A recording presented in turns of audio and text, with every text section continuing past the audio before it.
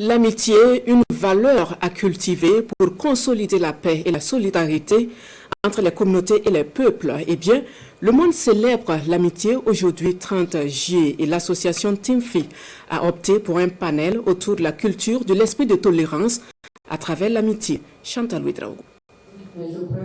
La journée internationale de l'amitié a été proclamée le 30 juillet 2011 par les Nations Unies afin de magnifier les liens d'amitié puissants catalyseurs dans les sociétés. À l'occasion de cette célébration, l'association Timfi ouvre une tribune pour revisiter cette valeur et lui redonner toute son importance afin de construire une société harmonieuse et un monde apaisé. Avec cette célébration, nous recherchons donc une cohabitation pacifique, la promotion de la paix, que tout un chacun puisse accepter sa culture et accepter la culture de l'autre, que ce soit les cultures internes et les cultures étrangères. Les jeunes sont invités à cultiver cette valeur et à soutenir la dynamique nouvelle engagée par les États du Sahel.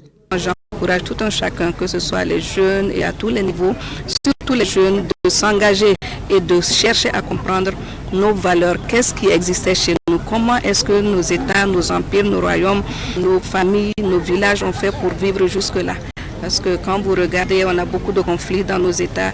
C'est pas seulement, il y a le terrorisme qui est très mauvais, mais il y a aussi des conflits qui ont généré entre nos sociétés, entre nos communautés, à cause du manque justement de ces interventions d'amitié, de cohabitation qui existaient. Et surtout, un fait que je voulais noter, c'est la question de communication. Parce qu'aujourd'hui, on est dans une guerre communicationnelle où tout est mis sur les réseaux. Essayons de croire en ce qui vient de nos États, en ce que disent nos autorités. Cette initiative des jeunes s'articule autour d'une conférence et des activités de brassage entre diverses communautés nationales et aussi étrangères.